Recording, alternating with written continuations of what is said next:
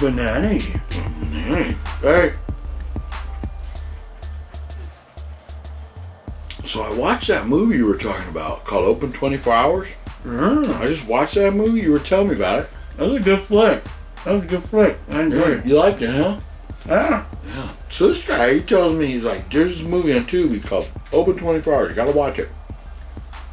It's like a psychological thriller. Like, is what's happened really happening? Is this person just imagining it? Yeah.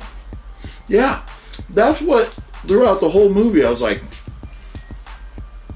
is this really going on, or is this in her head? Yeah. So, basically, it's a story about a chick who, she just gets out of jail. Now she's looking for a job, trying to get her life back on track. Yeah.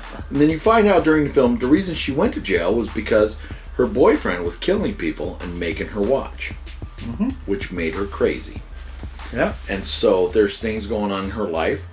At some point, we see some of the things going on in her life are in her mind. And first thing that she does when she gets released out of jail, she has to go find a job. So she's filling out this application. Comes to the part where, have you ever been convicted of a crime?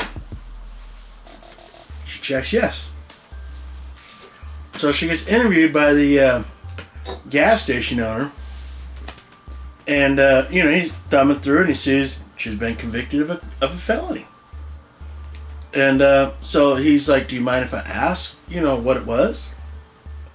And she basically said, like, she killed her boyfriend. Killed my boy? No. Set her boyfriend on fire. Oh, yeah. Set her boyfriend on fire. That's right. Set him on fire. And the only thing that comes out of him is, well, did he deserve it? Did he deserve it? And she's like, yes. He did. And he did. He deserved it. So he was okay with that. He deserved it. He's like, well. She got hired on the spot to start working graveyard shift at this gas station. Come in tonight. Start tonight. All right. And she starts a job. And shit starts going down. Yeah. Shit starts going down even before she starts a job. Because she's at home. Yeah. The phone's ringing. She's feeling like she's being stalked. Unplugs it. But we as the audience don't know, is this really happening? Yeah. Or is this in her mind? She unplugs the phone rings again. Is that in her mind? Or is it really happening? We don't know. Yeah. So, one thing that I liked about this film was that stuff kind of kept happening. But at one point or another during the film, somebody gets killed. And it is the coworker from the gas station. Remember, he's shows up. So we're not giving you all the spoilers here. Does he die first, or was it her friend that dropped her off? I don't remember that. All I remember is the guy that comes in the middle of the night. Yeah. To check on her, who works there earlier in the day. He leaves after checking on her, and he's drinking beer and stuff, stealing from the place. And then his car breaks down, and he gets killed. Yeah. Well, he gets killed by the vision of the boyfriend that's in her mind. So here's what the audience, what we have to decide. Was that the boyfriend that really killed him? Who the boyfriend is supposedly in jail? Or was that the girl losing her mind, killing him, thinking that it was the boyfriend? Yeah. Was it something else? Was it a spirit? Was the boyfriend really broken out of jail? Was it her? Was it whatever that killed this guy? Those types of things happen throughout the film. And then at the end, you, the audience member, have to kind of decide for yourself, is she crazy? Is she the killer? Which I think, she's crazy. That's not really a spoiler. She's got some issues. Is she the one doing the killing? Is there a spirit doing the killing? Did the boyfriend break out of jail? Is he the one doing the killing? And the whole thing about when it rains, her ex-boyfriend would sing this weird song and go on a killing spree. Yeah. Well, And it's raining that night. The first night she starts working, it's raining, so It was raining. she's already freaking out. Yeah, yeah. So, I'll tell you what. I love the feel of the movie. It felt like. I mean, it was very well put together, edited, shot, filmed. The lighting, the camera work, all that stuff was very well done. The story, they put a lot of thought into it. What I felt like this movie needed that icing on the cake of, it needed the extra little something that somebody, like, you pick your favorite director, that they could have put into it. This needed something like Stanley Kubrick versus your regular But director. this is more like a Kevin Smith Clerks / horror type video. It was kind of like Kevin Smith Clerks, meets horror. That's a good comparison because there was some funny kind of oddball stuff to it, in a convenience store and all that, and at the same time, a horror movie. There were some good effects in the bathroom, the blood going everywhere and all that stuff. Oh, yeah. Yeah. There was, as far as the production value of this film, spare no expense. I thought it was very well done. Very well done. Cop cars, locations, effects, props, all that kind of stuff was great. The actors were good. There wasn't anybody in it who was really, really well known or anything. No. But they were good. They were good actors. So, I didn't have any problems with it in that aspect. If, I'm going to start, picking it apart, there were a couple parts that kind of dragged. There were a couple parts where, I know as the viewer that I have to decide, is it the girl losing her mind that's killing these people?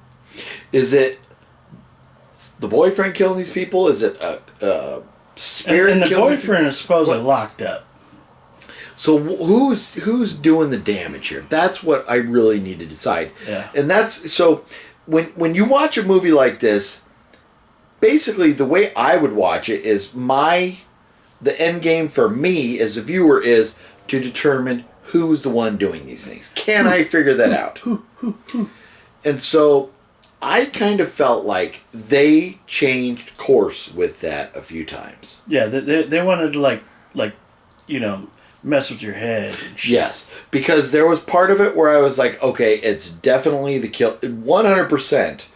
The girl, her boyfriend who killed the other people, her bad boyfriend, the reason she had to go to jail, her bad boyfriend, he must have broken out of jail and been killing people. There was some points where I was like, that had to happen. And then there was other points where I was like, okay, he isn't around, it must be her. Yeah. But then there was other points where it's like, it's physically impossible for these things to have happened to be her. So, one thing that Preston and I have talked about in the past is when you have a movie, you have to establish a set of rules that the movie is going to follow. And, you take a movie like fucking Jaws, for example, where you have a shark that is the killer.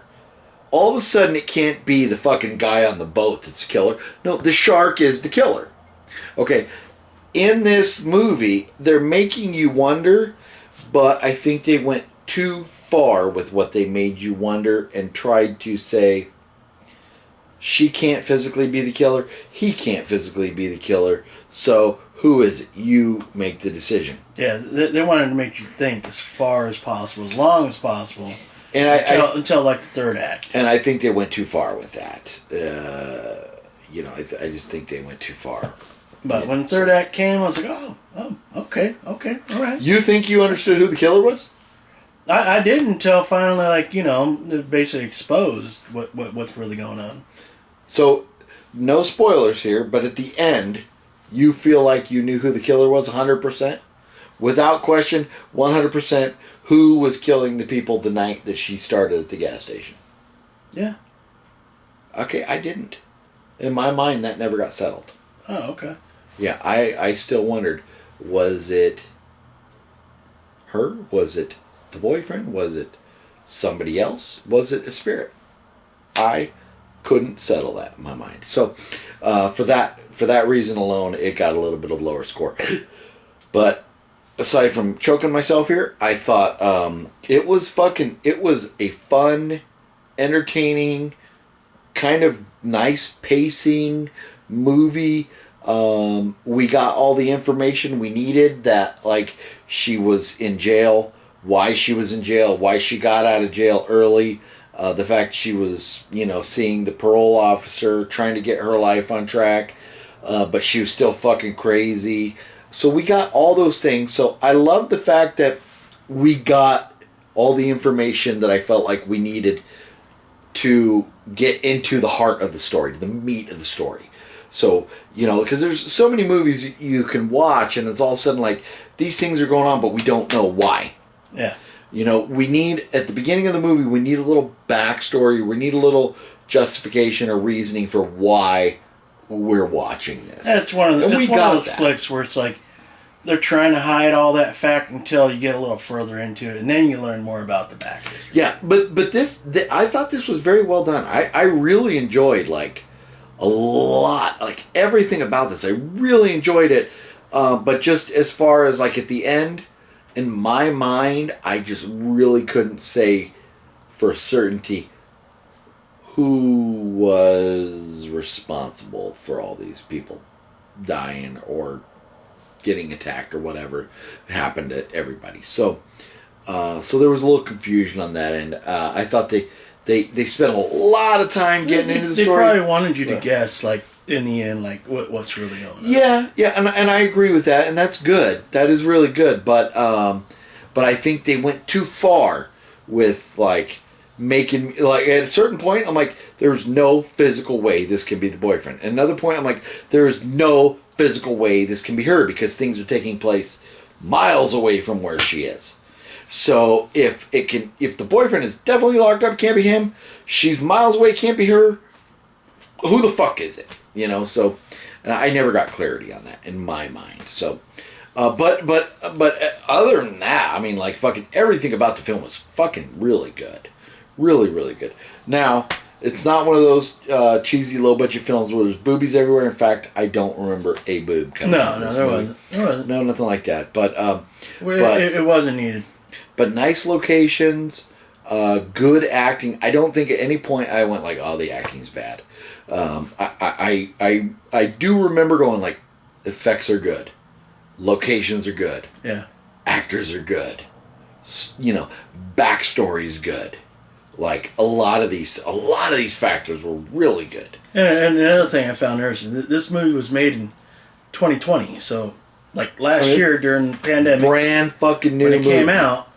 New. You don't see too many movies where like the main character's like constantly like chain smoking.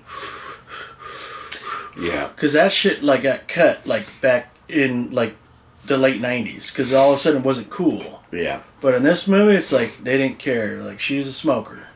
But that kind of made sense, and that got her outside when she needed to be outside and that kind of thing. So it was really a part of the story that you needed. So, and here's the bottom line. There are a lot of people out there that smoke, and that smoke a lot. So it's okay. Something that really bugs me is when we watch movies that have some type of historical element to them, and we change history because we don't like it. I'm fucking telling you, for the last fucking 100, 200 years or whatever, people fucking smoke cigarettes. They do. And the ones that smoke them a lot. So the fact that we can't show that anymore is disappointing. Yeah. It's disappointing because it happened. You don't see it in movies anymore. If we're making a movie that supposedly happened in a time or a place, they fucking smoke. And I can tell you, there's certain areas, like in California, you go to like Orange County, people don't smoke cigarettes. You go to the like Coachella Valley, Palm Springs, Indio area, people smoke like there's no fucking tomorrow. So it just depends on where you are. Certain places people smoke, certain people fucking smoke, whatever. So, but anyways, the bottom line is this was a good movie. It was put together really well.